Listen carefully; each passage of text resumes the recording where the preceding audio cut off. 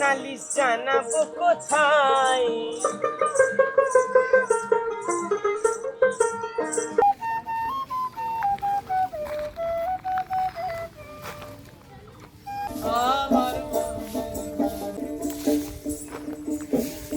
এই কোপাই নদীর ধারে কঙ্কালীতলা মন্দিরের আরতি স্থান। এই সৃজনী শিল্পগ্রাম, এই হচ্ছে প্রবেশদ্বার। আর এখান দিয়ে ভিতরে ঢুকে কেদারনাথ মন্দিরের অনুকরণে এই হচ্ছে এই শান্তিনিকেতনের কেদারনাথ শিব মন্দির। গুড মর্নিং ফ্রেন্ডস, আবারও একটি নতুন জার্নি শুরু করতে চলেছি। আজকে 12363 কলকাতা থেকে হলদিবাড়ি সুপারফাস্ট এক্সপ্রেসে। আজকে আমাদের গন্তব্য নর্থ বেঙ্গল না, কিন্তু দুদিনের ছুটি কাটাতে আমরা আজকে এগিয়ে চলেছি এই কলকাতা শহর থেকে বোলপুর শান্তিনিকেতনে। দুদিনের জন্য যদি আপনারা ঘুরতে চান তাহলে বোলপুর শান্তিনিকেতন একটি আদর্শ স্থান হতে পারে। তো চলুন আজকের যাত্রা শুরু করা যাক। তো বন্ধুরা, এটা হচ্ছে সেকেন্ড সিটিং এর সিটিং অ্যারেঞ্জমেন্ট। এদিকে তিনজন, এদিকে তিনজন করে সিটিং অ্যারেঞ্জমেন্ট। আর সিট কিন্তু মোটামুটি ফাঁকাই আছে। এই হচ্ছে সিটিং অ্যারেঞ্জমেন্ট। আর সঙ্গে কিন্তু এখানে দেবেন চার্জিং পোর্ট, কিন্তু প্রত্যেকটা সিটের পাশে আপনারা পেয়ে যাবেন। আর এদিকে এখানে বেসিন পেয়ে যাবেন, আর দুদিকে দুটো টয়লেট। টয়লেটের ভিতরে দেখাচ্ছি না, মোটামুটি আশা করি ঠিকঠাকই থাকবে। আর এটা হচ্ছে এই ট্রেনের জেনারেল। আপনারা যদি রিজার্ভেশন নাও পান, জেনারেল কিন্তু দিতে পারেন। এই হচ্ছে জেনারেল। দেখুন, জেনারেলের সিট কিন্তু মোটামুটি ফাঁকাই আছে।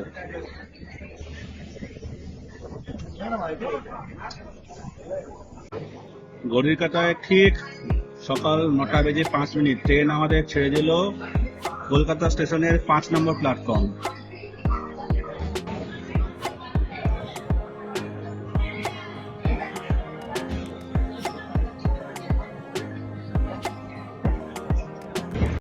ট্রেন আমাদের ক্রস করছে দক্ষিণেশ্বর রোড,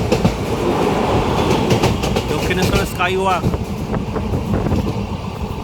ট্রেন আমাদের ক্রস করছে দক্ষিণেশ্বর স্টেশন, আর সামনেই আমরা দেখতে পারবো মা ভবতারিণীর মন্দির।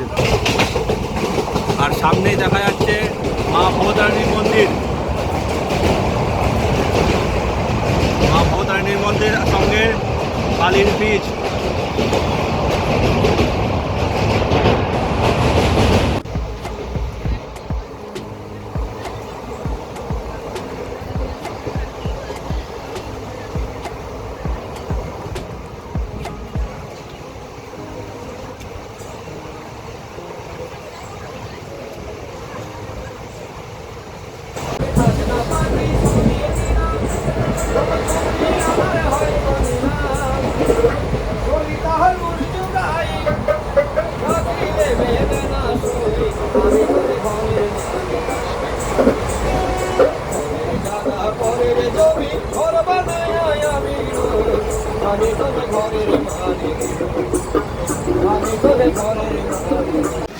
তো বন্ধুরা, আমরা এসে পৌঁছেছি বোলপুর শান্তিনিকেতন স্টেশনে।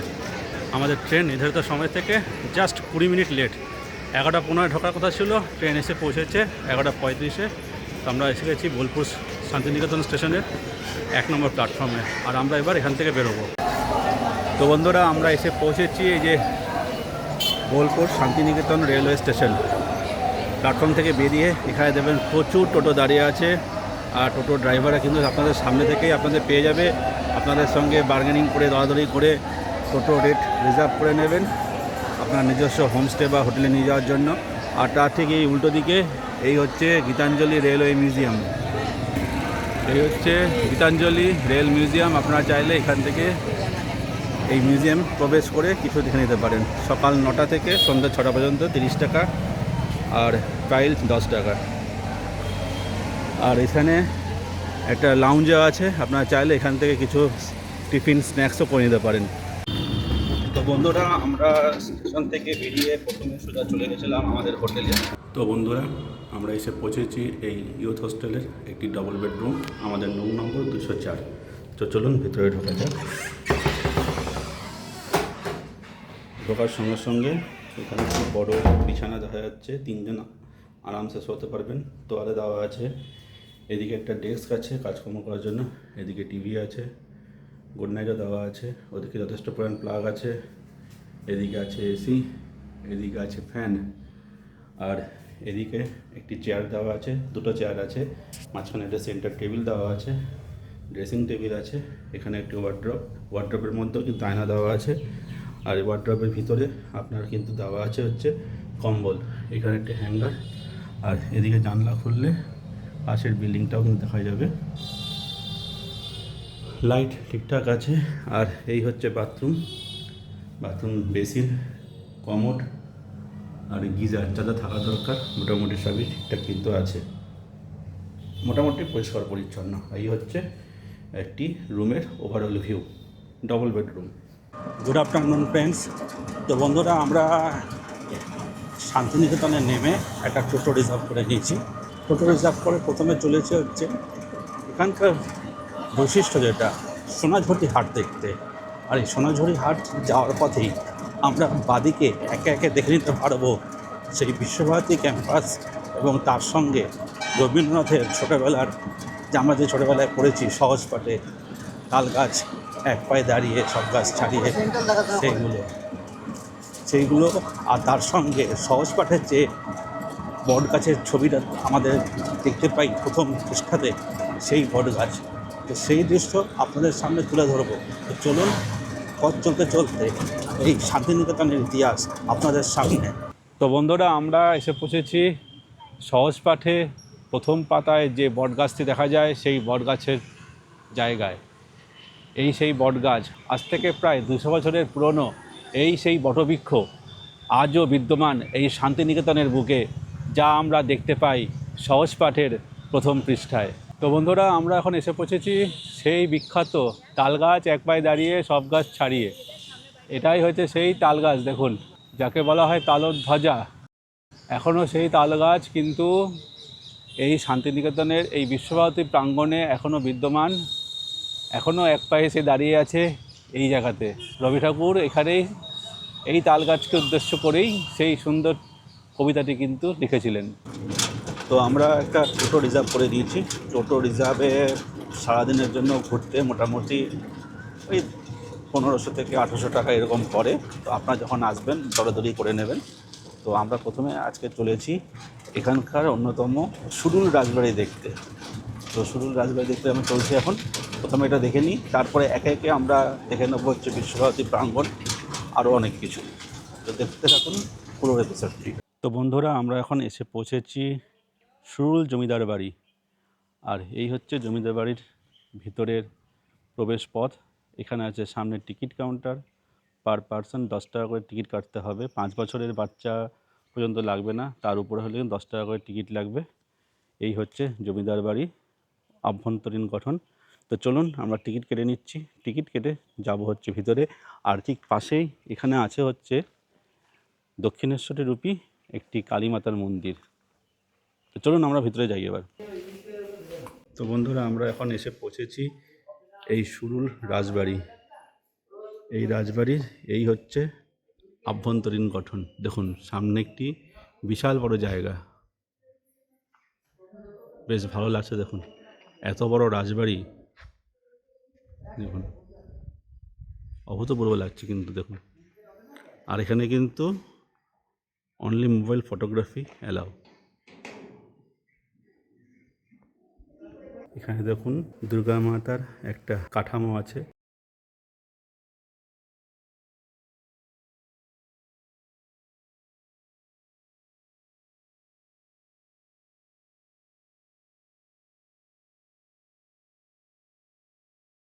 তো বন্ধুরা, আমরা এবার এসে পৌঁছেছি এই সুরুল রাজবাড়ির ঠিক পাশেই এই সুন্দর মন্দিরের ভিতরে। আর মন্দিরের সামনে দেখুন এত সুন্দর একটা প্রাঙ্গণ করে রাখা হয়েছে। বিভিন্ন অনুষ্ঠানের জন্য হয়তো এই প্রাঙ্গণটা ব্যবহার করা হয়ে থাকে। আর ঠিক এই পাশেই এই হচ্ছে দক্ষিণেশ্বরের মতো একটি ছোট্ট মন্দির। আর এই ঠিক মন্দিরের পাশে এই হচ্ছে সেই দক্ষিণেশ্বরের কালীবাড়ির অনুকরণে এই হচ্ছে সেই মন্দির। আর এই মন্দিরের ভিতরে কিন্তু আউটসাইডাররা যেতে পারে না, জাস্ট এই সাইডটি যদি দেখেন তাহলে দেখতে লাগবে ঠিক এই রকম। তো বন্ধুরা, আমরা এখন চলে এসেছি এই বোলপুরের বল্লভপুর অভয়ারণ্যে, যেটা এখানকার পরিচিত হচ্ছে ডিয়ার পার্ক হিসাবে। সকাল 9টা থেকে বিকেল 3:30 পর্যন্ত কিন্তু এখানে অ্যালাও আছে। তো বন্ধুরা, আমরা এসে পৌঁছেছি এখন এখানকার ডিয়ার পার্কে। আর ডিয়ার পার্কের এন্ট্রি ফি বলে কিছু নেই, জাস্ট আপনাদের আধার কার্ড দেখিয়ে আপনাদের নামটা শুধু এন্ট্রি করতে হবে। আধার কার্ড দেখিয়ে নাম এন্ট্রি করে আপনারা কিন্তু ডিয়ার পার্কের ভিতরে ঢুকতে পারবেন। তো বেশ নিরিবিলি জায়গাটা, আর আজকে লোকজন সেরকম নেই বললেই চলে। ওয়েদারও বেশ প্লিজেন্ট ওয়েদার আছে। তো সামনে যাই, দেখি ডিয়ার পার্কে ডিয়ার নিশ্চয়ই থাকবে। বাচ্চাদের নিয়ে আসলে কিন্তু আমার মনে হয় বেশ ভালোই লাগবে। তো চলুন ডিয়ার পার্কের ভিতরে প্রবেশ করব। চারপাশের পরিবেশটা কিন্তু বেশ মনোরম, মানে যেহেতু জনকোলাহল নেই আজকে, কিন্তু একদম নিরিবিলি, আর চারিদিকে সবুজের সমারোহ, চারিদিকে সুন্দর পাখির সুন্দর মিষ্টি মিষ্টি আওয়াজ পাওয়া যাচ্ছে, বেশ ভালো লাগবে। আর সঙ্গে বিভিন্ন দিকে কিন্তু বন্যপ্রাণীকে খাবার টাবার দেওয়ার জন্য, মানে বন বিভাগ তরফ থেকে, আমরা কিন্তু কোনো খাবার দিতে পারবো না, বন বিভাগের যে খাবার আছে দেওয়ার জন্য সেই ব্যবস্থা আছে। সামনে হরিণ দেখতেও পেয়েছি, চলুন যেদিকে যাই। দেখুন ওখানে দেখা যাচ্ছে মনে হয় দুটো হরিণ ওখানে দাঁড়িয়ে আছে, আর এদিকেও অনেকগুলো হরিণ কিন্তু দেখা যাচ্ছে। খালি চোখে তো পরিষ্কার বোঝা যাচ্ছে, ক্যামেরায় কতখানি আছে সেটা বোঝা যাচ্ছে না কিন্তু। আর এর থেকে ভিতরে কিন্তু আর যাওয়া যায় না, এখানে ব্যারিকেড করা আছে। আর ডিয়ার পার্কে দেখুন এখানে খোলা জায়গায় কত হরিণ ঘুরে বেড়াচ্ছে,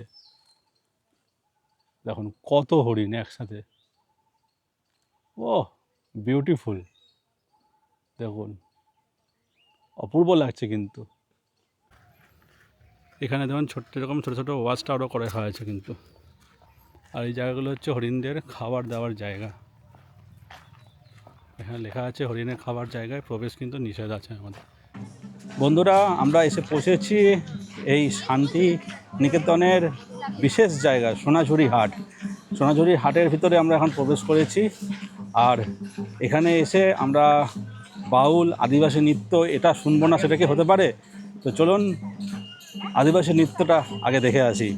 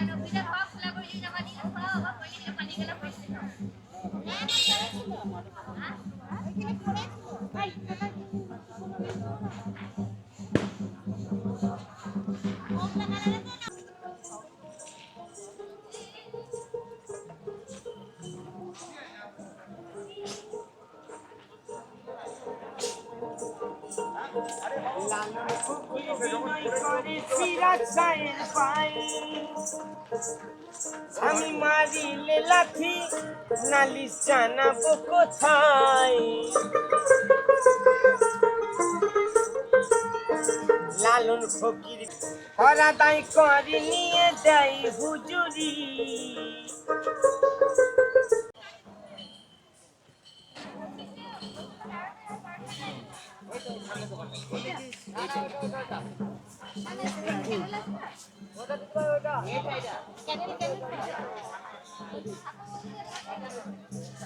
বন্ধুরা, আমরা এখন এসে পৌঁছেছি এখানে নবনির্মিত এই বুদ্ধ স্ট্যাচুটি।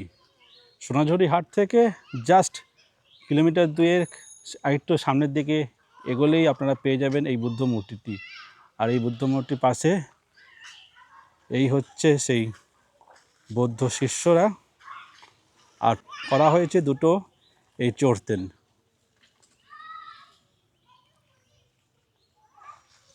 আর চারপাশে জাস্ট এরকম।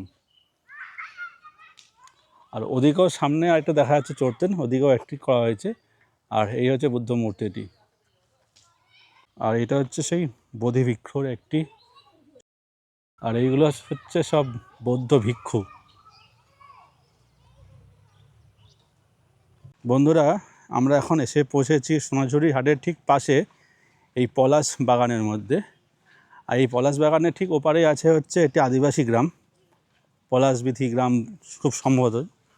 আর এখন দেখুন চারিদিকে সবুজের সমারোহে নতুন কচি কচি পাতায় এই পলাশ বাগান কি সুন্দর লাগছে, দেখুন অপূর্ব লাগছে। বন্ধুরা, আমরা এখন এসে পৌঁছেছি আমাদের ছোটোবেলা সহজ পাঠে পড়া আমাদের ছোট নদী চলে বাঁকে বাঁকে, বৈশাখ মাসে তার হাঁটু জল থাকে। আর এখন এই কোপাই নদীতে কিন্তু তুলনামূলকভাবে একটু হলে জল আছে। আর সেই কোপাই নদীর পাড়ে আমি এখন এগিয়ে চলেছি। পিছনে যে ব্রিজটা দেখা যাচ্ছে কোপাই নদীর ব্রিজ, আর আমরা যাচ্ছি একদম কোপাই নদীর একদম একদম পাড়ে। ছোট্ট নদী, যেহেতু ছোট নদীর পাশেই আমরা এসে পৌঁছেছি। চলুন দেখাচ্ছি আপনাদেরকে। এই হচ্ছে আমাদের ছোট নদী, চলে বাঁকে বাঁকে, বৈশাখ মাসে তার হাঁটু জল থাকে। এই ছোট্ট নদী দেখে মনে হবে নালা, কিন্তু এটাই সেই নদী যেই নদীকে উল্লেখ করে রবীন্দ্রনাথ ঠাকুর সহজপাঠে সুন্দর একটি কবিতা লিখেছিলেন। আর বর্তমানে চারপাশের কন্ডিশন, মানে চারপাশের অবস্থা কিন্তু খুবই খারাপ। দেখুন মানুষের কুকীর্তি চারিদিকে ছড়িয়ে আছে। এইসব জঙ্গলে যাওয়াও মনে হচ্ছে বিপজ্জনক, মানুষ নোংরা এমনভাবে করে রেখেছে। তো এই হচ্ছে সেই ছোট নদী। এই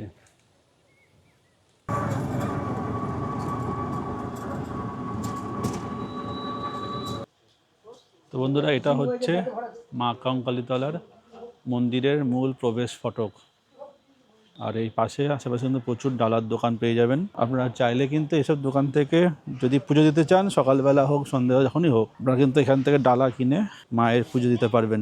বন্ধুরা, এই মুহূর্তে আমরা এসে পৌঁছেছি শান্তিনিকেতনের অন্যতম একটি জায়গা, একটি শক্তিপীঠের মধ্যে অন্যতম একটি পীঠস্থান কঙ্কালীতলা কালীমাতা মন্দিরে। কিছুক্ষণ আগে একটু ঝড় বৃষ্টি হয়েছে, এখন অন্ধকার। আর এখানে যদি সন্ধ্যার সময় আসেন আপনারা কিন্তু এখান থেকে এই সন্ধ্যার সময় এখানে গঙ্গারতি হয়। গঙ্গারতি অনুষ্ঠানটার নাম, কিন্তু গঙ্গা যদি এখানে নেই, কোপাই নদীর ধারেই এই কঙ্কালীতলা মন্দিরটি অবস্থিত। আর এখানেই এই গঙ্গারতি অনুষ্ঠিত হয় প্রতিদিন সন্ধ্যার সময়। আজকে একটু লেট হচ্ছে, কারণ একটু ঝড় বৃষ্টি হয়েছে বলে। এই ঝড় বৃষ্টিটা কমে গেলেই আরতিটি শুরু হবে। তো তার আগে এই পরিসরটা একটু দেখিয়ে দিচ্ছি আপনাদেরকে, রাতের বেলা কীরকম লাগে। তো এই হচ্ছে প্রবেশ পথ, আর এই হচ্ছে মায়ের মন্দির। আর এখানেই আছে পাশে লেখা আই লাভ কঙ্কালীতলা। দেখুন রাতের বেলা কি সুন্দর লাগছে এই জায়গাটা।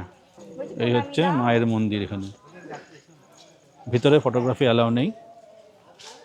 আর পাশেই আছে কোপাই নদী। চলুন কোপাই নদীর ধার থেকে দেখে আসি। মন্দিরের পাশেই একটি গেট আছে, এই গেট দিয়ে এই পথে সোজা গিয়ে বাঁদিকে গেলেই আপনারা পৌঁছে যাবেন কোপাই নদীর ঘাটে। দিনের বেলা আসলে কিন্তু বেশ ভালো লাগতো। সন্ধেবেলায় এসছি আমরা এই জন্যই, যাতে আমরা অন্তত আরতিতে দেখতে পারি, গঙ্গা আরতি। কিন্তু আজকে সেটা কখন হবে বা দেখা যাবে কিনা দেখা যাক। আর এখানে দেখুন কি সুন্দর আলোকসজ্জায় সজ্জিত করে রাখা হয়েছে এই কোপাই নদীর ঘাটটি। আর এই যে এটি হচ্ছে কিন্তু সেই কোপাই নদীর ঘাট। এই মুহূর্তে আমরা এসে পৌঁছেছি। কিছুক্ষণ আগে আপনাদের দেখিয়েছিলাম আমাদের ছোট নদী, আর এখানেই হচ্ছে কোপাই নদী। এই দেখুন কি সুন্দর লাগছে। দিনের বেলা আরও বেশ ভালো লাগতো কিন্তু।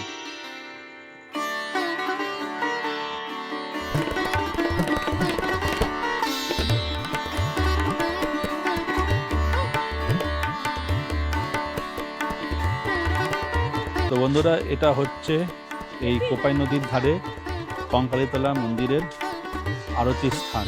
এখানেই আরতি হবে। তো অলরেডি শুরু হয়ে যাওয়ার কথা, কিন্তু এখন হয়তো একটু লেট হবে আজকে বৃষ্টি বাদলার জন্য। আর এখানে কোপাই নদীর ধারে যদি আপনারা স্নান করতে চান, এখানে কিন্তু চেঞ্জিং রুমও আছে। আর এদিকে কিন্তু প্রচুর দোকানপাট আছে। আর আমরা এখন যাচ্ছি আবার মন্দিরের ভিতরের দিকে এই পথ ধরে। বন্ধুরা, আমরা এখন এসে পৌঁছেছি এইখানকার কেদারনাথ মন্দিরের অনুকরণে। এই হচ্ছে এই শান্তিনিকেতনের কেদারনাথ শিব মন্দির। আপনারা শান্তিনিকেতন এলে এই কেদারনাথের শিব মন্দির কিন্তু অবশ্যই একবার তার দর্শন করে যাবেন। আর এই হচ্ছে পুরো মন্দির প্রাঙ্গণ। এই মন্দির প্রাঙ্গণেই এই হচ্ছে কেদারনাথের অনুকরণে নির্মিত এই শান্তিনিকেতনের কেদারনাথ শিব টেম্পল। গর্ভগৃহে ফটোগ্রাফি অ্যালাও আছে, আপনারা চাইলে ভিতরে গিয়ে ছবি তুলে নিতে পারবেন। বন্ধুরা, আমরা চলে এসেছি এখন শান্তিনিকেতনে কেদারনাথ মন্দিরের একদম অভ্যন্তরে। এই হচ্ছে গর্ভগৃহ, এখানে ছবি তোলা অ্যালাও আছে বলে ছবিটা তুলে নিলাম। আর এই মন্দিরের বাৎসরিক অনুষ্ঠান সূচি এখানে দেওয়া আছে।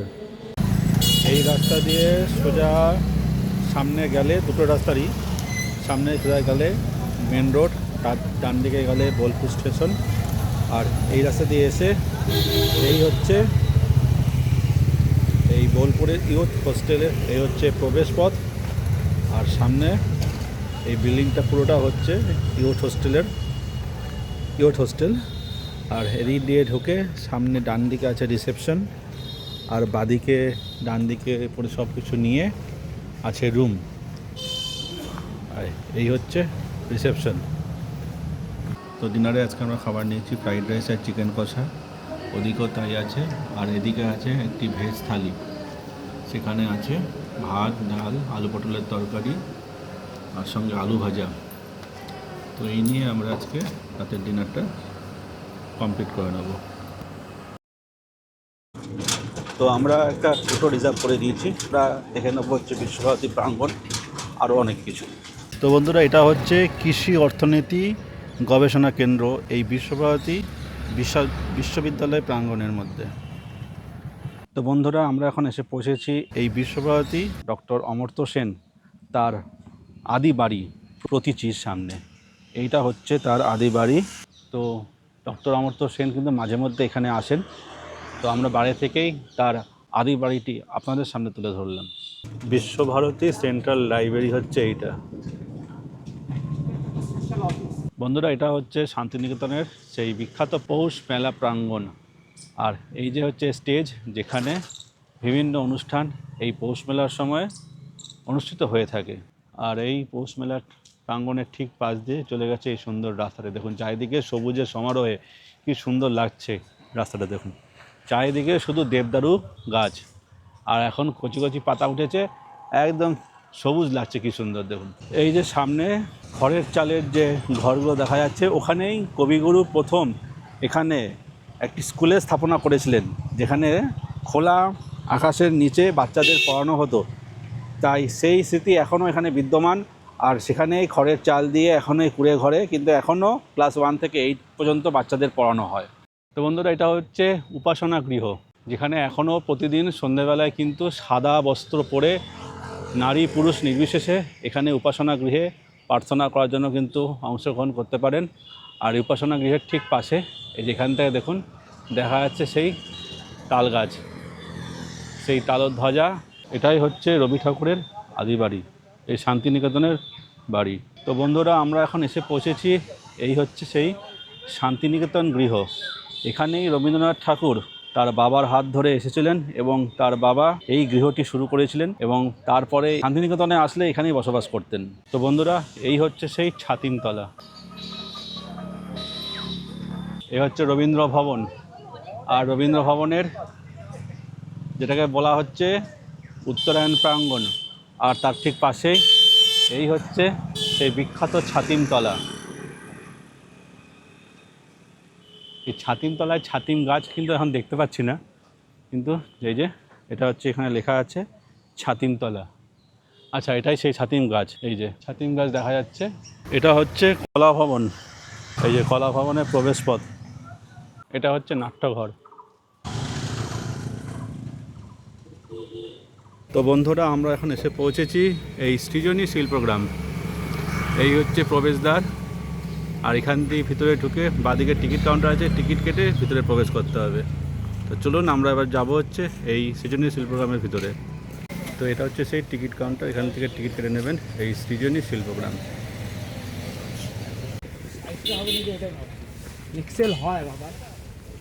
রঙ্গঘর মঞ্চ।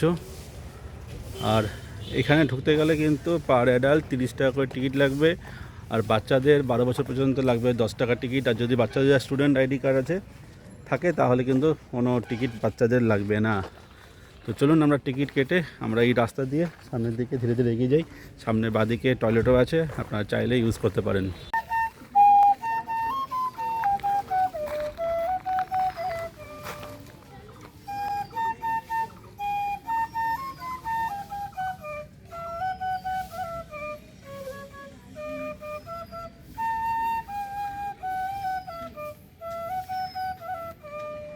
তো বন্ধুরা আমরা এখানে দেখতে পেয়েছি পুতুল ঘর, আর সামনে চলুন পুতুল ঘরের ভিতরে ঢুকি। এবার বিভিন্ন অনুষ্ঠানে যে পুতুল নাচ হয়, সেই পুতুল নাচের বিভিন্ন পুতুলের দৃশ্য এখানে আছে, সঙ্গে ছৌয়ের মুখোশও কিন্তু এগুলো আছে। দেখুন কি সুন্দর, উড়িষ্যার পুরীর জগন্নাথ মন্দির।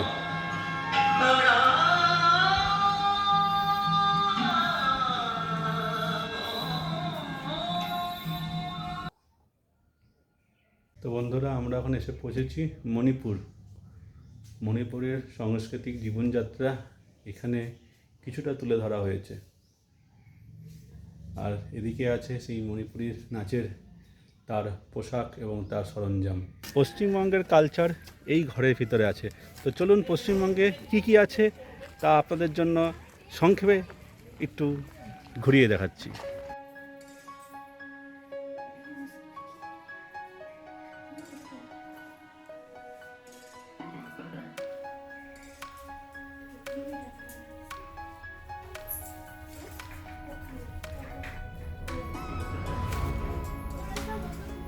এখন প্রাচীন বাংলার বিভিন্ন মাটির শিল্পকলা কিন্তু এখানে তুলে ধরা হয়েছে।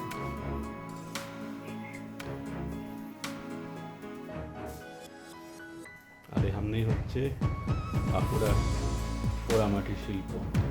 বাংলার প্রতিবেশী রাজ্য হচ্ছে উড়িষ্যা, বাংলার ঠিক পাশেই হচ্ছে উড়িষ্যার কালচার এখানে। তো চলুন উড়িষ্যাও দেখে নিই একটু।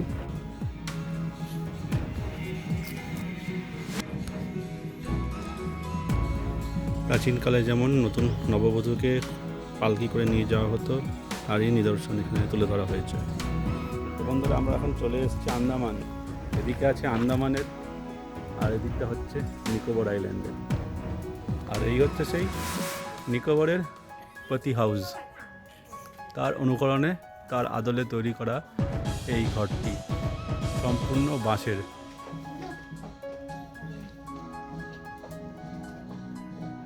নিকোবর দ্বীপপুঞ্জে যে পতি হাউস, এই হাউসের অনুকরণে তৈরি করা হয়েছে এই ঘরটি।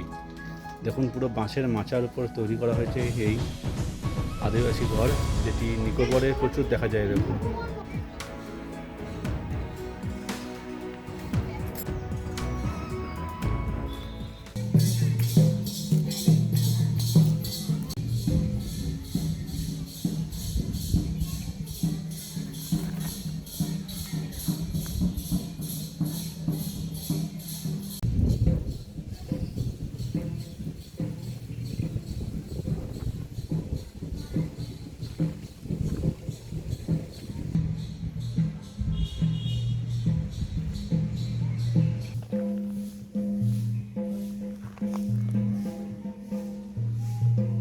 বিভিন্ন আঞ্চলিক নাচের বিভিন্ন আছে, এখানে ভাদু আছে, ওদিকে আছে টুসু, ওদিকে চরকা কাটা হচ্ছে, এরকম বিভিন্ন জিনিস কিন্তু এখানে আছে।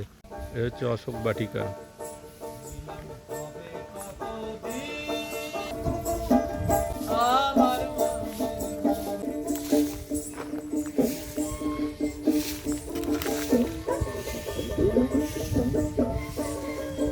আর এই শিল্পগ্রামের মধ্যে দেখুন প্রচুর কিন্তু এই শান্তিনিকেতনের বিভিন্ন কালচারের যে দোকান জিনিসপত্র, তার দোকান কিন্তু এখানে আছে। আপনারা চাইলে এখান থেকে কিন্তু এসব জিনিস কেনাকাটি করে নিতে পারেন।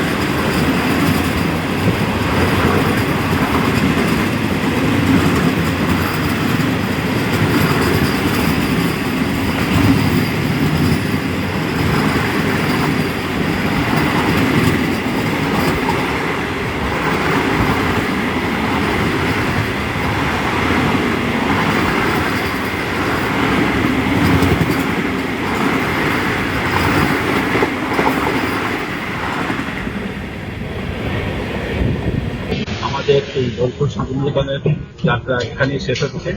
দেখা হবে নতুন কোনো ঘুরে নতুন কোনো এপিসোডে। ততক্ষণ দেখতে থাকুন ঘুরতে ভালোবাসি।